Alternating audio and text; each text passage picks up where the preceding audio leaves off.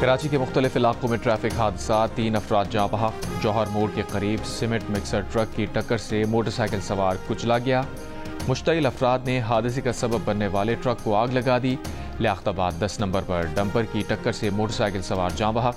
کیماڑی میں بھی گاڑی کی ٹکر سے موٹر سائیکل سوار چل بسا۔ ڈیرہ اسماعیل خان میں دہشت گردوں کی فائرنگ سے کیپٹن حسنین اختر شہید۔ آپریشن میں 10 خوارج ہلاک، ہتھیار اور گولہ بارود برآمد۔ مارے گئے دہشت گرد بے گناہ شہریوں کی ٹارگٹ کلنگ میں ملوث تھے۔ ممکنہ خوارج کے خاتمے کے لیے کلیئرنس آپریشن۔ ISPR کے مطابق ضلع جہلم سے تعلق رکھنے والے کیپٹن حسنین اختر شہید نے 4 سال دفاع وطن کا فریضہ سر انجام دیا۔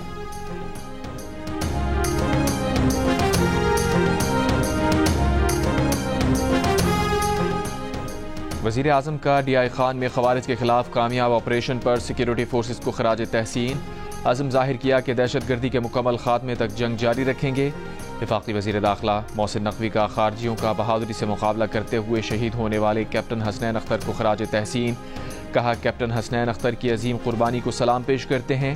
شہید کی لازوال قربانی رائے گاہ نہیں جائے گی۔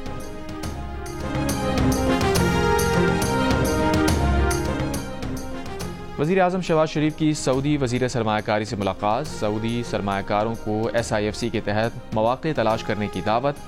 وزیر اعظم شہباز شریف نے مدینہ منورہ میں روضہ رسول صلی اللہ علیہ وسلم کی زیارت کی اور وزیر اعظم اور وفد کے لیے ریاض الجنہ کے دروازے کھولے گئے۔ وزیر اعظم اور وفد نوافل ادا کرنے کے بعد امت مسلمہ میں اتحاد اور پاکستان کی ترقی و خوشحالی کے لیے دعائیں مانگیں۔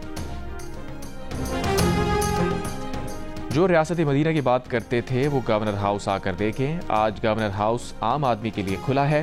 شہریوں کے مسائل حل ہوتے ہیں۔ گورنر سندھ کا عمران خان ٹیسوری کی کراچی کے علاقے لائنز ایریا میں میڈیا سے گفتگو۔ کہا، PTI کے ارکان اسمبلی سے برات لیتے ہیں لیکن قومی سلامتی کے معاملے پر میٹنگ کا بائیکاٹ کیا جاتا ہے۔ دعویٰ کیا کہ PTI نے اپنے آقاؤں سے ڈالر پکڑے ہوئے ہیں۔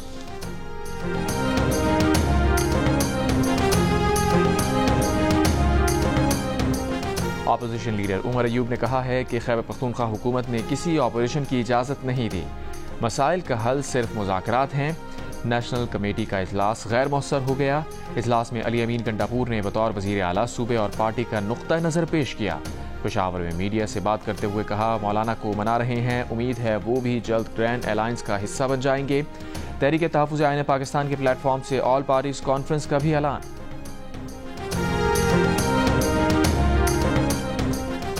علی امین گنڈاپور اگر دہشت گردوں کے خلاف کھڑے نہیں ہو سکتے تو ان کے دوست بھی نہ بنیں۔ وزیر مملکت برائے داخلہ طلال چودھری کی پریس کانفرنس۔ کہا، کوئی آپریشن نہیں ہو رہا، ہتھیار اٹھانے والوں سے ہتھیار کی زبان میں بات ہو رہی ہے۔ مذاکرات تو ان سے ہوتے ہیں جن کے ہاتھ میں بندوق نہ ہو۔ طلال چودھری نے وزیر اعلیٰ KP علی امین گنڈاپور پر قومی سلامتی کے اجلاس سے متعلق کنفیوژن پیدا کرنے کا الزام لگایا۔ کہا، انٹیلیجنس اداروں کی ناکامی کی بات کرنے والے بتائیں، KP میں 13 سال سے PTI کی حکومت ہے، وہاں کس کی ناکامی ہے؟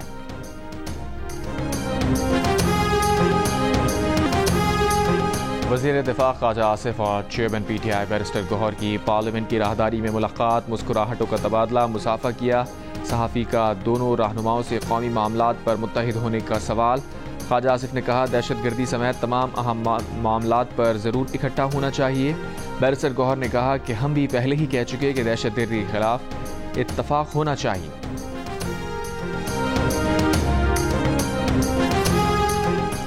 وزیر اعلیٰ بلوچستان سرفراز بگٹی کا کہنا ہے کہ مشکاف میں مارے گئے دہشت گردوں کی لاشیں امانتاً دفنائی گئی ہیں۔ DNA کے ذریعے جس لاش کی شناخت ہوگی انہیں ورثہ کے حوالے کیا جائے گا۔ وزیر اعلیٰ بلوچستان کا صوبائی اسمبلی میں خطاب میں کہا کہ اگر دہشت گردوں کی لاشیں وہیں چھوڑ دیتے تو لاپتہ افراد کی تعداد میں مزید اضافہ ہو جاتا۔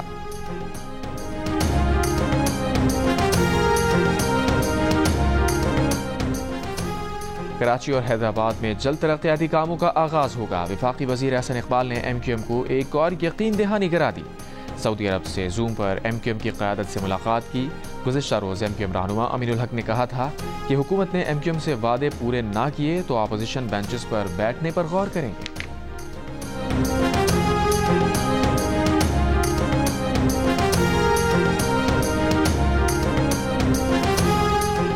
کراچی میں روڈ کٹنگ کی اجازت آئندہ صرف میئر کراچی اور کمشنر دے سکیں گے، وزیر اعلیٰ سندھ نے ہدایت کر دی۔ وزیر اعلیٰ نے کہا کہ کراچی کے 3 اضلاع میں سڑکوں کی کٹائی سے شہریوں کو مشکلات کا سامنا ہے، ان میں سے کئی سڑکیں حال ہی میں تعمیر کی گئی تھیں۔ وزیر اعلیٰ کو بتایا گیا کہ سڑکوں کی اس کٹائی کی اجازت مقامی ٹاؤن انتظامیہ نے دی تھی۔ وزیر اعلیٰ نے کراچی کے شہری مسائل کے حل کے لیے پورٹل بنانے کی بھی ہدایت کر دی۔ اجلاس میں صوبائی وزراء، میئر کراچی اور متعلقہ حکام شریک ہوئے۔ پیپلز پارٹی نے اداروں کی آزادی، خود مختاری اور قانون کی بالادستی کے لیے ہمیشہ جدوجہد کی۔ گورنر پنجاب سردار سلیم حیدر کا گورنر ہاؤس لاہور میں تقریب سے خطاب، کہا پیپلز پارٹی آزادی صحافت پر یقین رکھتی ہے، آزاد اور ذمہ دار میڈیا جمہوریت کے لیے ناگزیر ہے۔ زور دیا کہ رمضان المبارک کے بابرکت مہینے میں تھیلیسیمیا کے بچوں کو خون کا عطیہ دیں۔ مصطفیٰ قتل کیس میں ملوث ملزم ارمغان کا والد کامران قریشی گرفتار۔ ڈی آئی جی CIA کا کہنا ہے کہ پولیس پر حملے میں استعمال اسلحہ کامران قریشی نے خریدا تھا۔ ارمغان کے گھر سے ملنے والے کئی ہتھیار پشاور سے خریدے گئے۔ کامران قریشی نے ہتھیار خرید کر ارمغان کو دیے تھے۔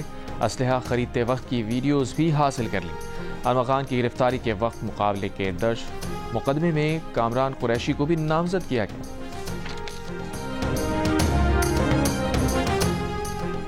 FIA سائبر کرائم سرکل اسلام آباد کی کارروائی، ترجمان کے مطابق ریاست مخالف مہم چلانے اور حساس سرکاری ڈیٹا لیک کرنے والا ملزم گرفتار کر لیا گیا۔ مقدمہ درج، ملزم نے passport and immigration data base تک غیر قانونی رسائی حاصل کی۔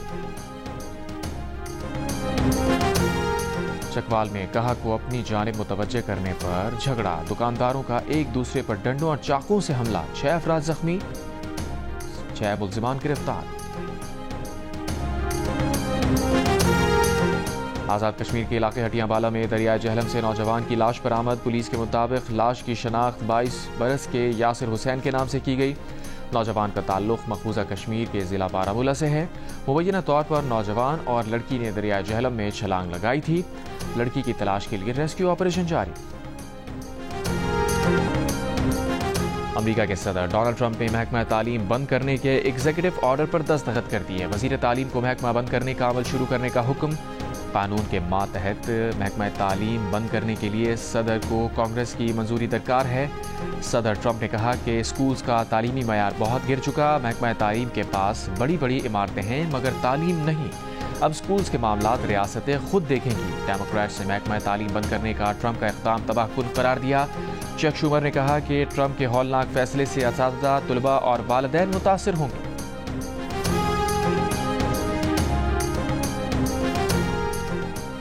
اور پاکستان اور نیوزی لینڈ کے درمیان تیسرا T20 میچ آج آکلینڈ میں کھیلا جائے گا۔